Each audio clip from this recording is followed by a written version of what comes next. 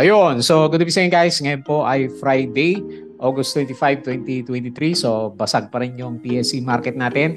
Wala pa rin tayo makita linaw dito sa galawan po ng ating mga stock. So marami pa rin po, bumabagsak pa rin po yung ating stock. So very risky pa rin mag-trade during this time kasi pababa ng pababa yung ibang mga stocks natin. Okay, so nag-drop ulit tayo, negative 1.05. So not so good, parang naging trap yung green candle natin kahapon. So lakas na rejection dito sa MA9. So meron din kasing kasamang di ba, long weekends tayo. So wala tayong trading by Monday, August 28 is National Heroes Day. Ayan. So anyway, after noon, so siguro naman pagdating ng first week ng September, makikita natin si Jose Marichan para medyo gumanda na yung galaw po ng ating market. So nag-drop ulit tayo. So ito yung pinaka-lowest natin for the past month na trading natin, 6,160.6. Tapos meron tayong malakas-lakas na net foreign sell. Umabot po siya ng negative 657.76 million. So more than 1 billion na yun nabilang natin simula dito nang mag-breakdown tayo ng 6,400 level naman. Okay? So pati yung trending stocks natin, so medyo matamlay din yung galawan po nila. So itong si ABA natin, hindi natuloy yung kanyang another green candle siya kanina, di ba? So umabot siya ng mga 5% pero nag-subside din siya and then nag-loss siya ng negative 0.85%. So nagtatry siyang mag-reverse ng direction pero medyo mahaba nga po kasi yung weekends natin. Okay? So meron siyang net foreign buy na 324K. Tapos si Mega World, hindi ko alam bakit siya pinag-usapan ngayon. So meron yata siyang net foreign sell pero hindi naman ganun kalaki yung drop. So negative 0.5% yung kanyang loss for today. So siguro representative ng properties natin kasi sila po yung tinamaan dito sa market. So SMPH nag-drop siya ng more than 2.5% kanina. Tapos CPNX, so naka-trading hold pala itong CPNX natin. And then finally, nagkaroon siya ng trading. So nag-drop siya ng negative 10.36%. So lumabas na muna yung mga matagal nang nandun sa kanya. Since March pala May, hindi na pwedeng matrade itong si PNX. Okay? So next natin si Plus. So ito yung pinakamaganda sa lahat siguro ng stocks kasi umarangkada pa rin siya. Nag-up siya ng 3.8% ulit for the day. Tapos si dito natin, 0% lang naman siya for today pero pinakamarami siya sa trending stocks na nagtatag sa kanya. And then si SEC natin, strong pa rin din yung di ba, yung price action niya. Nandun pa rin siya sa may gap. So nag-drop lang siya ng negative 0.16%. Okay? So disclaimer pa rin guys, mga bago dito sa channel natin as usual, for education purposes lang po yung ating vlog. Huwag mong gagamitin to as a reason para mag-buy, sell, or hold ng stocks. Meron po kasing risk na involved sa market. So gaya na madalas na isabihin, due diligence lang po para sa mga binibili mo na stocks. Okay? And then follow mo ako dito sa ating Palabi Trader na YouTube channel. Subscribe ka lang guys para updated ka sa mga posts natin. Or kung gusto mong mag-join dito sa trading group natin, mag-aral tayo during the time na mahina yung market, pwede kang mag-join dito sa membership button natin. So check mo lang po yung mga uploaded videos natin dito. So si Waksa yung pinaka-latest na update natin. So parang nga lang to sa international markets yung nakita ko sa kanya. Kung wala kayong makita na Philippines sa registration, so most likely hindi pa siya available sa Philippines kaya English yung yung vlog natin sa kanya. Okay? So check mo na lang yan. Company reviews natin is nandito, wala tayong bago. Profit or loss, yung mga sample trades natin, basic indicators is yung mga ginagamit natin para sa technical analysis. Fundamentals para sa mga risk management and then yung mga basic na PSE market studies natin. So no choice tayo, backtesting muna at saka aral na lang muna dito sa charting natin. Okay? So follow mo din ako dito sa ating Palabi Trader na Crypto Talks channel para sa mga cryptos, mahina pa rin. Tapos follow mo ako dito sa ating Facebook account para ma-update ka sa mga posts natin dito din sa ating Facebook page. Bodega Picks, article sa local market, sa US, at saka dito sa cryptos. Money earners, yung mga side hustles po natin. So double check mo lang, baka pwede ka rin dyan. Tapos tingnan natin yung summary natin dito sa Twitter for today's trading natin. So malungkot yung market, bloody pa rin siya. So negative 657.76 million. So net foreign selling tayo, mababa pa rin yung turnover value, 3.57 billion. Lalo na kasi mahaba kasi yung weekends natin. So tinamaan finance sector at saka property sectors naman natin. So tingnan natin yung mga news natin. Meron ba? AC Ayala Corporation signed a agreement with 917 Ventures and Gogoro Network for sale, distribution, operation, and management. Parang may karugtong yan, di natin na isama. URC, Philippine Iced Tea, Butler, and Snack Food Manufacturer says all business units to grow, signaling resilient consumer. The board of CLI approves joint venture agreement to develop premium grade residential tower in Cebu. Jollibee, the Philippines' largest restaurant operator, expands to exceed profit. Globe subscribers to 98 million. Meg announced plans to construct its third residential condo project in General Trias, Cavite. So ito yung pinaka-news natin sa kanya, pero not too sure bakit siya top sa trending stocks natin kanina. IBC entered into joint venture agreement for 1.2 billion property. Ito yung mga most active na rin kanina, si URCAC, and then losers is yung mga banks sa property, si SMPH at saka si Ali naman. Loan growth in PH decelerated for the third consecutive month. BDO, Unibank to pay 75 regular dividends. Ayan, so meron siya maliit. Tapos may article yata dito. Agree daw si Ma'am April Tan, pero it also means wasted productivity which leads to higher inflation. So yung dami kasi puro traffic sa Manila ulit. Nagbukas na ulit, di ba? So post-pandemic. IDC to joint venture with Gildago to develop 1.2 project in CDO. Tapos si Ayala Corporation, so yung joint venture, should I invest without emergency fund? Ayan. So ano daw? Para to sa article ni Philstar. So syempre, huwag kang ma-invest pag wala kang emergency. Mas mauna yan. FLI expands Laguna Technopark project. SMC issued 13 billion preferred shares. Tapos reduce stock transaction bill, redied. So gagawin daw di ba 0.6 kasi yung tax ng government. So gagawin 0.1. Pero mukhang malabo yan. PNX 2 billion versus 122 million. IDC signed GBA. So yan yung pinag-usapan natin kanina. Megaworld. LBC Express Holdings return to profitability. AGI, McDonald's Philippines successfully installed solar panels. Okay? Tapos yung mga happening sa market natin kahapon. Okay? So dividend yields. Ayan. So next year, abangan natin to. Yung mga stocks. SCC, DMC, LPG, TEL, NER, Metrobank, AP, ICT, Globe, URC, at saka Pure Gold. Pero pinakamalakas, SCC kasi 20% yung dividends. DMC is nasa 15%. Okay? Wala dito si Megawide natin, di ba? Laki din ng binigay na dividends naman niya. Okay? So, kanina umaga, expect na natin mapula talaga kasi yung US market natin, malakas yung drop kahapon na yan. Negative 1.87% si Nasdaq. Pero parang ngayon, medyo pa-bounce ulit. Pero nung nag-review tayo sa futures, pa-bounce. Pero pagdating sa trading sa US, laglag din naman. So, hindi accurate yung comparison natin doon. Okay? So, yung mga gusto pong sumali dito sa Patreon channel, so check mo na po, baka makatulong tayo sa inyong trading journey. So, anyway, pinakamaganda is yung start ng bounce natin. So, double check mo lang po yung ating Patreon sa mga gustong sumama sa trading group naman natin. Okay? So, check mo na po yan.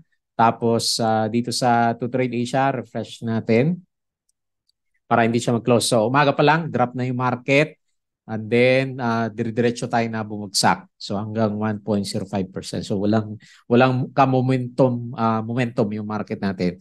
So 6,160, another low para sa PSE, 3.1 billion traded value and then laki, 657 million net foreign sales. So wala nga tayo makikita na gagalaw na stocks because mas marami yung makita natin na bababa. So GGS minus 3% pa rin.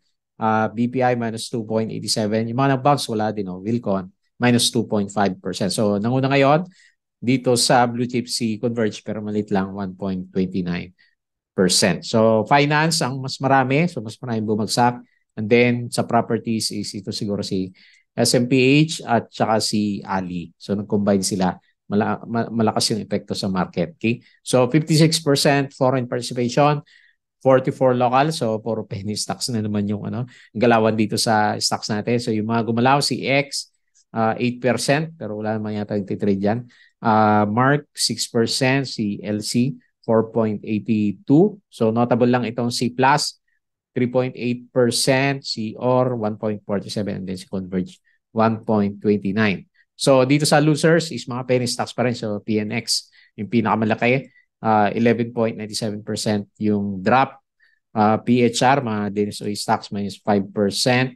And then meron pa dito Aslag, minus 2.96%. GGS, 3%. Robinson, 1.99%. Okay? So wala tayong masyadong optimism dito sa market natin. Talagang lubog po yung ating mga portfolio. So punta tayo dito sa trending chart. So sa lakas ng drop natin, parang kamukha na siya dito sa last September, last year. Ayan. So siguro pinaka-clue natin, meron siyang doji or bullish engulfing candle, tapos yung mga candles natin babalik dito sa MA9, which is medyo malayo pa kasi nasa ilalim pa tayo ng MA9 naman natin. So anyway, tingnan natin, malay mo, bottom na natin yan. Makita natin next week kasi patapos na, di ba? So after next week, lalabas na si Jose Marichan. So gaganda ulit yung bear months natin. Hopefully, by that time is mag-start ng mag-recover si PSE. Pero hanggat siguro araw-araw nakita natin, kahit maliit, mga 6 digits pa rin yung net foreign sell. So wala pa rin tayo siguro masyadong expectation. So mukhang ibubuhos ni PSE dito sa oversold condition. So magre-retouch ulit tayo dito sa RSI 30 level. Tapos yung MACD talagang wala eh. So very bearish yung galaw po natin. Kaya medyo nag-aalisan muna yung mga investors dito sa Philippine markets. Okay? So wala pang bottom yung market. Di pa natin makita yan. Support lang yung nilalagay natin sa kanya. Okay? So ito naman yung galawan sa US market. So parang okay ulit sila, no? So buti pa si futures gumagalaw, pero yung actual na bagsak laglagan siya. So tingnan natin mamaya. Baka naman merong bounce kahit paano. So Nasdaq future 0.12, Dow future 0.3, and then S&P is 0.26%. So medyo bumabawi na dito sa European markets. Okay, so mapula din naman lahat naman So hindi lang pala sa Philippine market, makita mo po dito laglagan din siya. So more than 1% din, mga above 0.5% yung nakikita natin na drop dito sa market. So bad din po yung trading sa buong global markets natin ngayon. Okay? So dito sa crypto natin, so sideways pa rin, syempre ayaw gumalaw sa 26K ni Bitcoin. So nasa baba pa rin siya. Ethereum 1.6, and then si BNB is 216. So marami pa rin din tayo nakikita na mapula dito sa crypto. So shorting ang labanan sa kanya. Makita mo dito. Yung mga chart natin is majority po is mapula. Okay? So sama-sama. Wala tayong mapuntahan na medyo magandang stocks, local or dito sa international markets natin. Yan. So puntahan natin, bisitahin natin ng mabilisan yung ating mga trending stocks for today. So unahin natin si ABA. O kala ko didiretso na yung bounce niya, pero medyo nag-pause siya. Ang ganda sana ng galaw niya. So di ba ito yung sabi natin, medyo makabalik lang siya dito sa MA9. Medyo goods na yung chart natin, pero nauntog siya after nang magkaroon siya ng 5% na gain. So siguro malaki na rin para sa iba na kung nakahabol ka dyan sa Dow G is halos 13%, 14% na rin yung ginalaw niya. So okay na rin. So anyway, tingnan natin, undecided yung candle natin sa kanya. So siyempre medyo bearish pa rin. And then nilalagay pa rin natin support is 1 peso, and then nasa 1.3 naman yung pinaka-immediate na resistance natin. So magiging bullish tayo dito kay ABA kapag medyo sumampa na tayo dito sa MA9. So nasa ilalim pa rin siya ng RSI 30. Ayan. So medyo nagka-curve yung MACD formation niya. So tingnan natin for the coming few days kung makalimutan na yung negative sentiment sa kanya, biglang aangat itong si ABA naman. So negative 0.85% yung galaw, 300K net foreign buy. Tapos ang sino ba ang buyer natin? Call, BDO, SB Equities. Andiyan pa rin si Regina, buyer pa rin. Tapos sa seller, BDO, APS, at saka si Call naman. Okay? So next, si Meg. Hindi ko alam bakit nag-trending si Meg eh.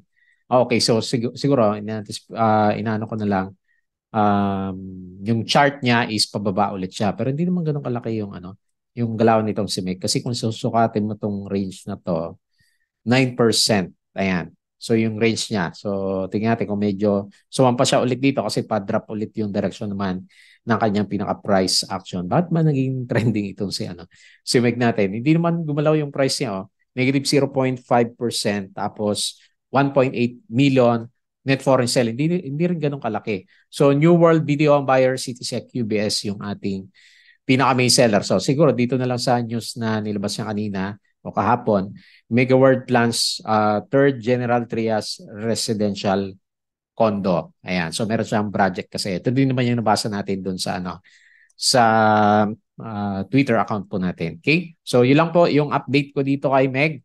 Support 1.94, resistance is 2.12, and then nag-breakdown siya ng konti sa support. So baka mag-retest dito sa bandang baba naman natin. Next, si PNX.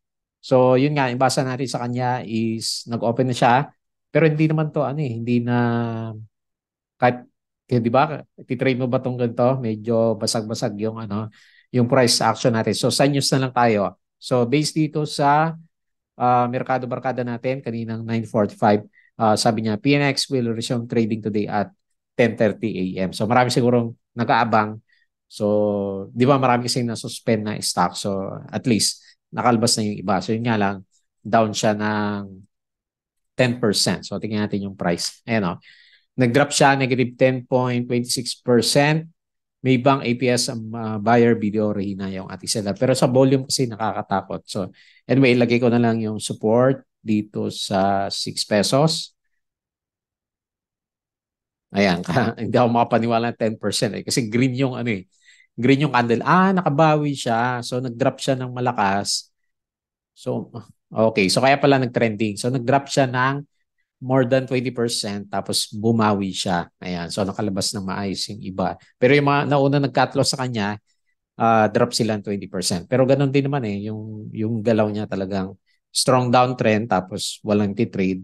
So wala ding volume, di ba, si PNX natin. Okay? So yan na lang muna, support lang at 6 pesos yung pwede nating basahin sa kanya. Next, si Plus. So congratulations sa winners. So lampasan na yata to sa sa technical drawing natin. So, clone natin to para sa kanyang support at malakas talaga yung trend niya. Ayan, oh. So, mukhang i-break pa niya yung yung pinag-uusapan natin na resistance last time. So, tingnan natin dito sa bandang kaliwa. Ayun, may feel na gap dito. Oh. May gap siya dito. Oh. Baka ito yung sinusundan niya. So, meron pa siya dito at ano ba yung pinaka-next na yun? Na value, 5.9 or 6 pesos. Ayan. So, abot ka na, 6 pesos para sa, meron naman tayong tinitignan na magandang stocks kahit pa paano dito sa PSE market. So, 6 pesos po, pero overbought na masyado itong C plus naman natin. So, arangkada po, lakas. 3.8% up yung galaw niya for today. Negative 2.5 million at foreign sell. Evergreen Video on Buyer, and then call Salisbury yung ating pinaka-main seller. And then next si dito, mga kadito natics, hindi rin naman gumalaw yung price 0% tayo. So marami siguro nakabantay kay dito natin kasi hindi naman gumalaw yung yung price pero nag-trending sa listahan natin. So FMS call ang buyer and then call video yung ating seller. So wala naman 0%. So kung ano yung analysis natin sa kanya kapon kasi trending din siya, ganun pa rin naman. Support lang muna dito sa 2.17 yung pag-usapan natin next week kay dito. And then lastly, si SEC, hindi rin notable yung kanyang price action. So anyway, ang masasabi ko lang sa kanya, strong siya. Tapos siguro gusto niya i-close dito sa 32.4 bago siya magkaroon ng pullback kasi strong yung trend niya. So lumalaban siya. Normally, di ba sabi natin, once mag-close the gap, so nag-close na yata siya dito last time, nag-32 siya. So magpo-pullback itong si SEC. Pero nag-pullback na siya, malit lang, pero nagtatry ulit siya na i-break yung 32.4 pesos. So very interesting kung ano yung mangyari dito sa kanya. Medyo nanghihina yung RSI at saka yung kanyang MACD, pero higher low formation si SEC. So may chance na kung malakas talaga yung kung bibili ulit si Madam o kaya yung foreign investor, may chance ma-break ng konti itong 32.4 pesos naman natin sa kanya. Okay? So based dito sa price action, wala naman yata net foreign. So negative 0.16% and then 7.9 million net foreign buy. So maliit. IGC, SB Equities, ang buyer, Asia Sec, Citysec yung ating pinaka-main seller naman sana. Okay? So not so good yung ating magiging weekends kasi mapula yung kandila natin. So kailangan natin ng mga motivational quotes dito sa market natin. So tingnan lang natin next week, malay mo. Pa September naman na. So medyo malapit na siguro mag-recover yung market natin. So yun nga lang, bad move at mapula pa rin yung mga port natin during this time. So wala kasing shorting. So nag-aantay tayo na mag-rebound ulit yung mga stocks naman natin. Ayan. So yun lang muna. Mag-aral na lang tayo over the weekends. And as usual, bago tayong close, please don't forget to subscribe dito sa ating Palawi Trader na YouTube channel. Join ka lang guys kung gusto mo ng guide. Crypto ko to, follow mo na lang Facebook account, Facebook page, Bodega Peak, Money Earners, Twitter, and then Patreon sa mga gusto ng guide sa Philippine market, stock trading and investing. Pwede po kayong sumali dito sa Patreon. Open po yan. So yun lang. Maraming salamat. Happy long weekends po.